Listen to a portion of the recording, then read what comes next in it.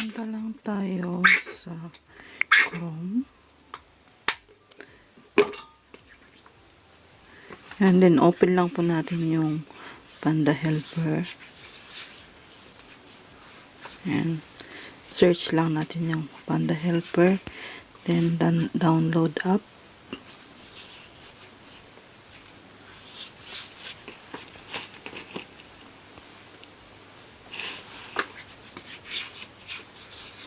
Dito po yung mga choices. Kung ano pong mga gamit nyong mobile. Kung gamit nyo iPhone, Android, or kung gumagamit kayo ng PC. Dito po. For iPhone, ito yung ida-download.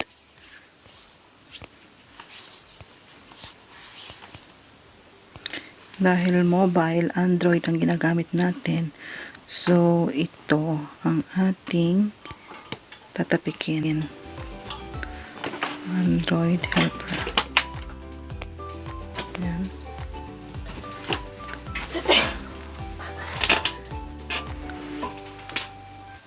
Kung may makita po kayong ganito, this type of file can harm your device. Do you want to keep Panda Helper application anyway? I-click lang ng OK. Gaya ng nakashow dito. So, try natin tong Panda Helper PK2. Yan. Gaya niyan. Click lang natin ang OK. Nagda-download na siya. Yan. See guys, ganun kadali. Open natin. Note, only the applications downloaded from Google Play Store can be installed in the current setting. Top settings will change. Ano sinasabi nun? Current lock. Ano ba to? Content lock. Encrypt phone. Password typing visible. Click na natin yan. Click din natin yan.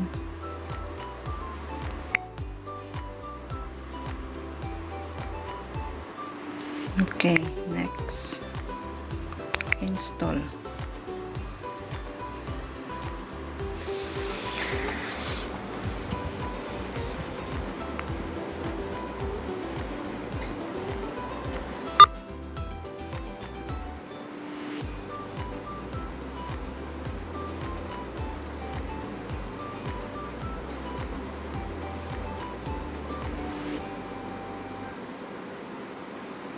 Yan, okay na siya. Application installed. So, open na natin dito. So, sa Panda, dito, para din siyang itong Play Store. Pwede kang mag-download dito. I-get na natin para minsanan na lang.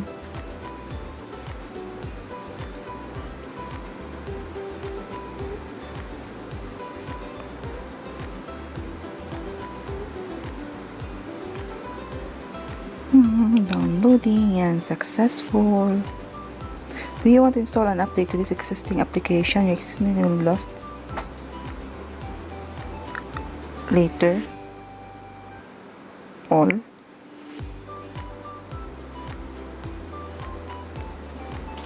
Yan. Daming sabi-sabi. Yan, install na lang natin. Hindi ko na yan pinag-iintindi.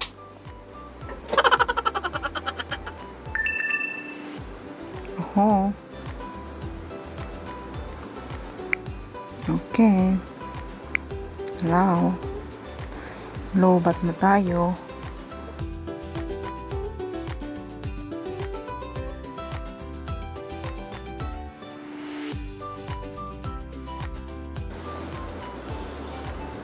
Tagal mag-install.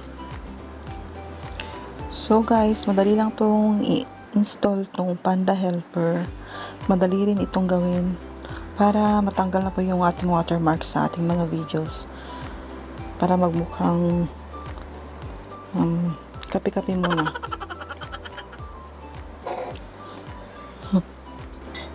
Magmukhang original, di ba? yung ating videos. Yan, application installed. So, open na natin.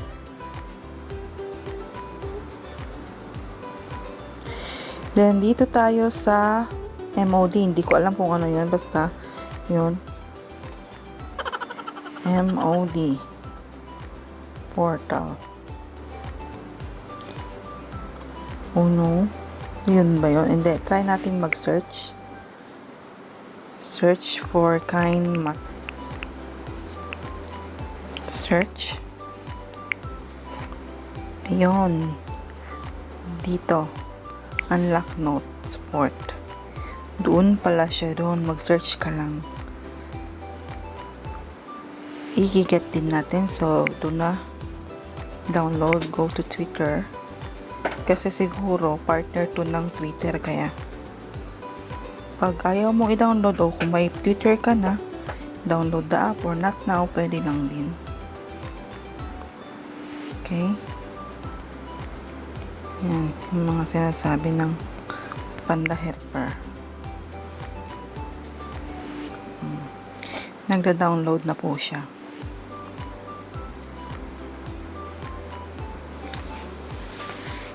Please, red na yung battery ko. Ayan. Try natin i-recharge para continuous yung ating video.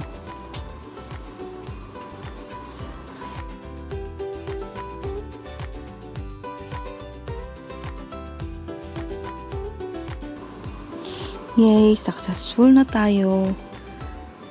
So, next, install na tayo ng ating Kinemaster. Hindi ko lang alam kung pwede rin ito sa ibang mga video editor, pero ang ginagamit ko kasi Kinemaster. So, nasa sa inyo na yun kung gusto nyo subukan sa mga director, ano ba yung mga yung video editors na nandyan na ginagamit nyo. Pero simulat sa pool na nag-umpisa akong mag-video, itong Kinemaster ang aking ginagamit. May nakapagturo sa akin ng isang YouTuber din, ang bait niya.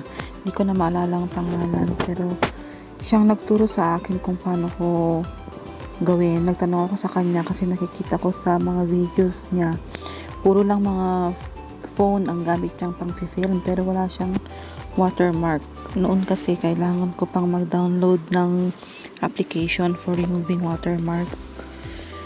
So dito guys, hindi mo na kailangan, dalawa lang i-download mo. Kung may Kinemaster ka na dati na may watermark, kailangan mo lang yun i-uninstall.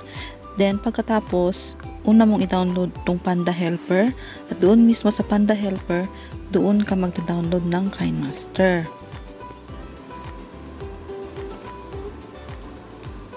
Wait lang natin siya guys. Ayan, okay na.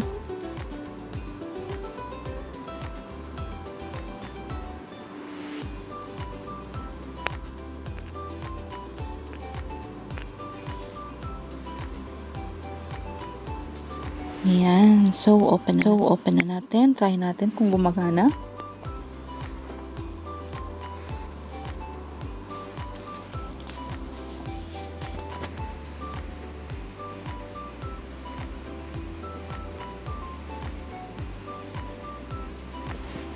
Welcome to Kinemaster. Create, edit, and share videos on the go. Ayan. So, start na natin. Try natin. Dito tayo sa gitna. Dito sa size ng YouTube.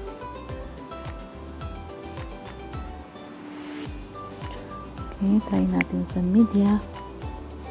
Nasaan na ba ang aking mga videos? May videos pa ako. Wala akong videos.